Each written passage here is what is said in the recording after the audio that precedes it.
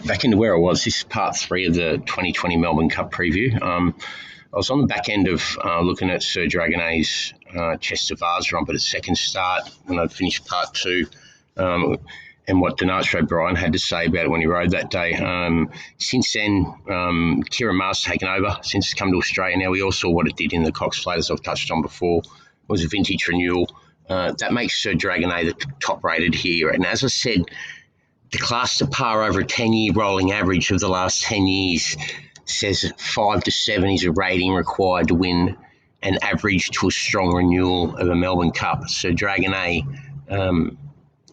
as I've said, rates 5.5 to 7.5 with a plus. So at his best, if the best of Sir Dragonet shows up here, which I expect it to, on the back of what Glenn Boss said after he got off in the Cox Plate and being visually so impressive through the line and getting out to 3,200 and knowing from a breeding perspective he'll get the trip.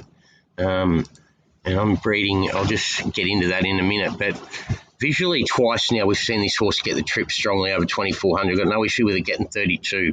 The top half of its pedigree says it being by Camelot. Out of an Oasis Stream mare, Oasis Stream being a sprinting sire whose best progeny or best average is 7.8 furlong, his best distance, average winning distance. His Damn Sparrow, the Oasis Dream mare, is out of the top class Saddler's Wells mare, All Too Beautiful. She was an Oaks second, and I think an Oaks second she was from memory in a strong year too. Let me just go and check that. I'm pretty sure she's an Oaks second form. I'll get into a broodmare record at the moment, but she got Wonder of Wonders by King Mambo as well. She was another Oaks filly. So Oaks second, yes, Oaks second to Ouija Board. And we all know what Ouija Board went on to do. Won at Group 3 level at its last start over 10.5 furlongs. So no doubting that's where Sir Dragonet gets the stoutness from on the bottom half of its pedigree. And All Too Beautiful herself, being the second dam of this one, has got a top-class stakes performer in the form of One of Wonders, who's a King Mambo mare, and also a stakes performer by Dan Silly as well in the form of Victory Song.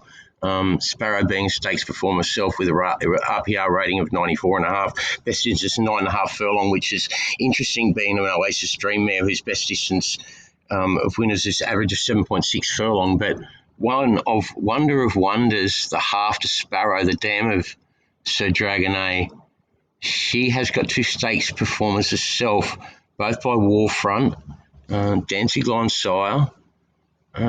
She was at her best. This is important to know if a horse is going to get a trip. And you'll see me during this preview go a lot into breeding. She ran third to Blue Bunting in the Oaks, in the Curragh Oaks, the Irish Oaks. Okay, yeah, I remember that year. It was pretty average renewal. That was the year of Galakova, the sister of Goldakova. All right, so back to Sir Dragonet from a racing form perspective. As I say, scope for more. More to come yet. Gets him well weighted here. Will improve again. Top rated. If it brings that 7.5 level, as I expect, it can win a strong renewal of the Melbourne Cup, and this is a strong renewal of the Melbourne Cup from a ratings perspective. So Sir Dragonet on top. We have it rated as a $7 chance. Second top rated is Tiger Moth, the Aidan O'Brien trained Coolmore charge.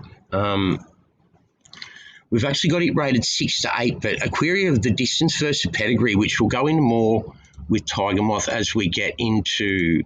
I'll just clear Sir Dragonet off the charts. So, Tiger Moth. That's the end of Sir Dragonet. The next part of this preview will pick up Tiger Moth from the start of Tiger Moth and onwards. Thanks. That's part 3 of the Melbourne Cup preview.